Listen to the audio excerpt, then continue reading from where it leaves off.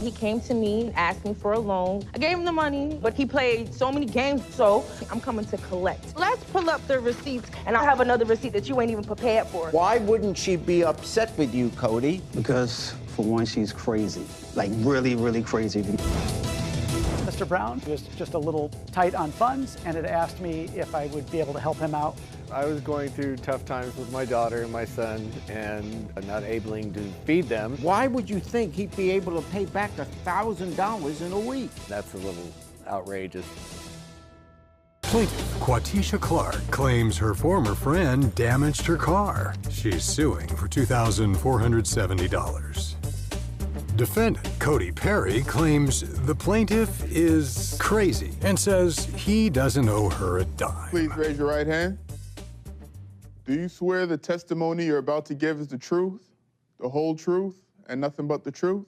Yes. Yes. Thank you. The Honorable Judge Jerry Springer now presiding. Good morning, Judge. Morning, Najee. This is case number 108 on the docket, Clark versus Perry. Thank you. You're welcome, Your Honor. I see we have the plaintiff here, Quatesha Clark, and you are suing the defendant, Cody Perry, for $2,470 for car damage. So, Quatesha, why don't you start? So basically, I met Cody about 2 years ago. We used to work at Bank of America, but I actually met him through his cousin because his cousin and myself, we actually dated. So me and Cody, we basically built like a friendship. He was like a bro, so I didn't think, it would get nowhere this far. Cody used to confide in me about a lot of personal things, especially about the job. And basically, he came to me, him and his cousin, asked me for a loan. We came to, a price. So we all came to this agreement that, before the fact, I will give you the money, but however, you have to pay it back. So it's not a gift, it's a loan. We understood that part. Sure. So I gave him the money and, everything was cool. So you see Cody at work pulling up to the job with the car, thinking, everything was sweet. So, I would mention the money, but it was never really that big of a deal because, again, we worked at the same job, you know what I'm saying? So it wasn't until, my personal vehicle actually got stolen. So at that point, it's like, okay, I live further than the both of them. So at that point, I'm like, okay, at this point, I kind of really, really need, the money back so I can go get a new car because my personal vehicle was stolen. You went from saying, oh, well, I'm gonna give it to you, I'm gonna give it back to him, well, you're not getting nothing from me. So at that point, I'm coming to collect. He played so many games with the money, so at this point, I just had to take it to sue. And today is just the day that you're gonna have to pay up. Her and my cousin, they dated and everything, right? So they together. Yes, we was friends, cordial. She said we was close. Just because we in the same area, when he's in the area, doesn't mean we're close. We're just doing what we do, right? This is what we do. Okay. Let him talk. So yes, the car did come into play. He mentioned me about getting a car. He did mention that to me. I'm good. I do what I do. I walk. I'm good. But yeah, he did mention that he wanted a car. So mentioned that she thought about giving him a car, $1,200. I told him no, don't do it. Don't do it. She's crazy. Granted, I wasn't there when they got the car, so the car was in good condition to my knowledge, where I see it, and the way it was shown to me when they first, purchased everything. It was in good condition. Did I drive it sometimes? Yes, I did. Yes, I did. I drive it sometimes. I understand, but yeah. You said because they couldn't pay you back, you decided to take the car back instead. Right. And he signed the car over to you. Right. Instead of the $1,200 that you loaned him. Right. But so now the car is legally yours. It wasn't until after I actually signed that paperwork that you can see, saying the car was legally mine at the time. That's when you said, oh, well, the starter's messed up. I'm like, okay, cool. I can't get to you because my car was stolen. So it was no way I could have got to you, and y'all know that. So the day Cody brings me the car to my house, now mind you, it's a 2008 Buick. When we bought the car originally, it was sold as is, which I have a copy right here stating, this is the 1200, you remember this, right? This is the 1200 that I put down right here originally, and this is us signing saying, well, what you look at that, it's as is, right? Meaning that if it was damaged at the time while it was on the property, then I would have just bought it as is. We would have bought it as is, and I would have saw all the damages on the car, which the car was not the way it was when you brought it to my house. I have people that come and mow my lawn, so I'm thinking that, somebody in my yard mowing, I'm like, I know I ain't calling people today. It sounded like this. Sounds like that. That's what it sounded like. You remember the sound? Because you were driving the car. Remember that, right? So So anyway, Yeah. he brings the car to me. Okay. I get out the shower, go see it, and I'm like, Cody, whose car is this? Whose car is it? Because this ain't my car. Then, Judge Jerry, I noticed that the mirror's gone. I bought that too. I bought all receipts. Yeah, my mirror's gone. Muffler's gone, which I don't know how long it took y'all to really get the muffler off the car. What, y'all didn't want me to pop up, so y'all taking mufflers off the car? Like, you took the muffler off the car, like I said. I can't even get in the door, Judge Jerry. Like, in order for me to get into the car at this point, I have to actually climb my way up into the car. You have a video of this, right? Yes, I do. So I'm gonna show you the damages that were done to my car. Basically, if you take a look right here at this handle, my handle's broken, as I said before. If I look down here, there's a dent in my car. Never had this here, so that tells me that you hit something.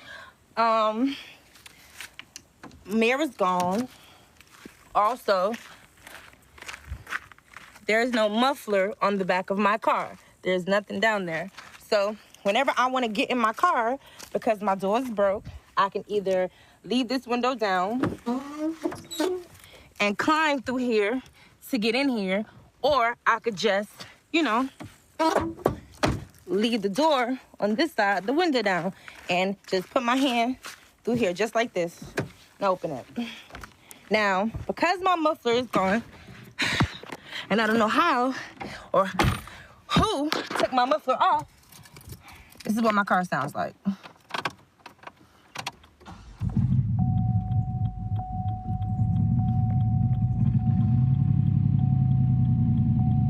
So people be thinking I'm riding a motorcycle coming down the street, and it's just too much. I can show, look, listen.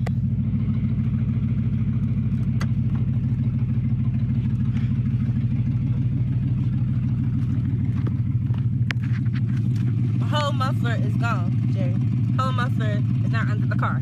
All right. So even though the car was legally yours, you didn't physically have it in your possession. That's correct. You're saying when you bought the car, with the pictures you gave me, looked pretty nice. And you saw what the car looked like. So why wouldn't she be upset with you, Cody, when you returned a car that looked in far worse condition than the car she originally bought for $6,000? Because, for one, she's crazy. Like, really, really crazy, if you notice how antic she is right now. I know for a fact I didn't damage that car. Did I drive it back that night? Yes, I did. So if you know you didn't damage my car, why when I came outside and I asked you who did it, it was E-Key, I don't know, and you running. And also, somebody who didn't damage your car would just give me a straightforward no, right? But let's pull up the receipts, Cody, because I definitely have some receipts for you that I bought here today. So, I didn't ask you who damaged my car, and you, maybe I did, maybe I didn't, he. Were you listening to Michael Jackson that morning? Because I definitely have the screenshot right here. And I also have another receipt that you ain't even prepared for. So I hope you're ready. I definitely hope you're ready. Somebody who didn't do something would just blatantly tell me, no, I did not do it. I didn't do it. Okay. All right. She know me. I know I don't know you. I know my coins and I need them. The text says here, you're saying, who damaged my car, Cody? You or him, because you're all playing games I don't have time for. And then he says, maybe I did, maybe I didn't, maybe he, or maybe a one-legged giraffe. I chill with this blank. And then you say, okay, I'm suing you, have a great day. It's legally the plaintiff's car. You were in possession of the car during that time period. So you're responsible for what happens to her car while you're driving it around or having it or parking it. However it was damaged, it was in your possession at the time all this happened, and it wouldn't be fair to say to the owner of a car that you were driving, you take care of it. So having nothing to do with what your relationships are, how well you guys get along, the fact that she was dating your cousin, all of that stuff aside, it's interesting, and it would have been great on my other show, but it doesn't relate to here. Legally, it's her car, and you were in possession of it. I'm going to give her $2,119.87, because that's the actual cost of returning the car to the condition it was in when she purchased it. So I fined for the plaintiff $2,119.87. Yeah, please, because you know Uncle Clifford don't play. Rule 25.9, no crying there at the tank. sweetheart. Yeah. On the thing. Yeah, play with it. You know, Yeah. I ain't do nothing. Yeah, you came in here and you thought Three that people what you drove the thought. car. Now go take that back Three to your people cousin. drove the car. Go Three take it people back to drove your the car and cousin. hired the car. Sure It's just will. me. Sure will. Sure will. Yup. Go take that to your cousin, fam. Cause you thought you was slick, but you ain't know I had all the receipts today. You ain't think so. You better play with it. But before that car went to Jurassic So Park. heartbroken. You mad? You can't take it. You can't take it. I'm pretty sure me driving a couple of times couldn't have done that. So it is what it is. Yes, I'm happy with the judge's, decision. I already knew that I was gonna win. Crazy is as crazy it is, and she got a vote for it. I will see you at the bank, boo. Plaintiff Michael Cornell claims he went out on a limb and loaned money to a former friend who never paid him back. He's suing for $5,000. Defendant David Brown says he gave the plaintiff a $12,000 camera to sell, so he doesn't owe anything more. The testimony you're about to give is the truth, the whole truth, and nothing but the truth? I do. Yes. Thank you. The Honorable Judge Jerry Springer now presiding. Good morning, Your Honor. Morning, Naj. This is case number 039 on the docket, Cornell versus Brown. Michael, you are the plaintiff, and you are suing the defendant, David Brown, for $5,000 for a personal loan. I will hear your side of the case first. Your Honor, Judge Jerry, I had known Mr. Brown for about 3 years.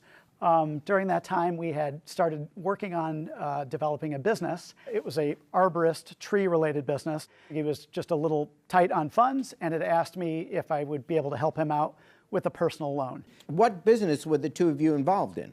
We tried to revolutionize the industry in terms of a drone-operated business that was primarily designed for property inspection, risk assessment, commercial use, ideally with Mr. Brown's extensive and impressive arborist background. The initial plan was to fly a drone at an elevation to inspect trees, to identify any potential for risk mitigation, just to be proactive. And is that what you saw the business as, David? Yes, sir. That's I actually came up with the idea, and I actually have a patent on the business as well. I started about 5 years ago researching cameras, and I came across this search and rescue camera, and they were having a guy run through the forest, but he was passing all these trees, and the trees were showing marks and voids in the trees as he's passing them. So I called up the company that makes the cameras. I said, hey, did you notice what in the background what the trees were going? And they said no. And I said, oh, okay, thank you. So I started researching it and found that there was nobody in the United States that does this. It's an infrared camera that shows voids, cracks, any kind of anomalies in the tree. You could then act based on that information. Use it as a tree risk assessment, yes. That's a very good concept. So that's the business plan. Yes. Correct. And at some point he comes to you and says, I need a loan. That is correct. Mr. Brown also mentioned he had some impending debts that were coming right up and could really use the loan. I know he's a father of a teenage girl. I am also, and just wanted to be able to help out with that, and certainly for a friend and a business partner. I was going through tough times, so I asked if he could let me borrow some money, and I was hoping to get this loan, not from him, but from another company that was going to give me a loan, but that fell through. Then time went on. So okay, so you're both agreeing that it was a request for a loan for $1,000. David, you believed that there was money coming in from some other source so you could pay back that loan. yes. Okay, so here's my question then to Michael. If someone asks you for $1,000 and you wanted it paid back right away, you had to have some sense that he would have the ability to pay it back. If someone borrows $1,000, they're obviously going to spend it right away. Why would you think he'd be able to pay back $1,000 in a week? He assured me that as he was winding down his other business, there were some assets that he was liquidating, and that would be my securitization for repayment. He assured me in a timely manner, that being inside of a week. And we even put some parameters on here that, hey, if it's not paid back in 10 days, there's going to be some interest accrued. This loan specifically says no due and payable in 10 days, subject to 15% daily interest accrued beginning on day 10. That's a little outrageous. Again, Your Honor, I have no desire to play the bank. It was more of just a kind of a collateralization or an assurance that he would make every effort to pay it back. Okay, this is frankly Illegal. absurd. Honestly, Michael, what were you thinking? 15% a day. So every day that he is late, it's another $150. That would mean in 1 week, instead of owing you $1,000, he'd owe you $2,000. The next week, if he didn't pay, he'd owe you $3,000. This is a year and a half old. I mean, I'm wondering why you're in small claims court, because based on your theory, you know, this would be over $100,000. Now, let's get to the question of, you're saying he didn't pay you back, period. Period. What are you saying, David? Well, You didn't pay him back. It came about that we had a camera that we bought first that was the wrong camera, and we had to, Michael came up with the idea of selling it on eBay. So I gave him the camera back that was a $12,000 camera and left it at his doorstep, but I never heard from the sale or found out what happened or Okay, how much. so you gave him permission to sell the camera. Yes, it was $12,000 camera, yes. Michael, how much did you sell it for on eBay? $2,400. I figured that a $12,500 camera would not sell for $2,400. This was a couple years down the road, and we had both recognized it was the wrong equipment. Probably noteworthy to say that was financed in a loan in my name, and Mr. Brown and I were going to split those payments. However, he only made the first 4 payments out of a 12-month cycle. I had someone coming the next day to buy a golf cart off me, and the guy came and was an idiot, so he walked away. So You wouldn't be the only idiot to have a golf cart. That's But right. That's an aside. that is true. Naj, you So agree true. with me on that? Definitely. Thank you, thank you. Okay, Michael loaned David $1,000. David admits that that was a loan. Michael added some interest, now admitting, well, the law says it can only be 10% a year, so I can even add that to the case. Now, the law is very clear that when there is a replacement of the $1,000 that you owe him by something else, it has to be clearly written out. So what I find then is that the loan was made, the $1,000 for the loan repayment is due. It's over a 2-year period. The law permits not the 15% daily interest, but does permit the 10% annual interest. So 10% of $1,000 is $100. And it was 2 years, so that'd be $200. Added to the $1,000 loan, I find for the plaintiff in the sum of $1,200. The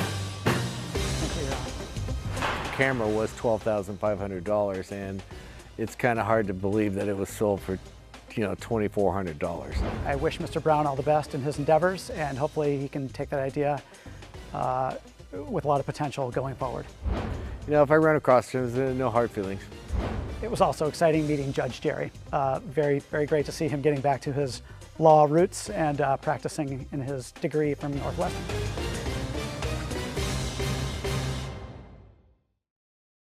Hey YouTube, thanks for watching. For more Judge Jerry, click here. For more Jerry Springer, click here.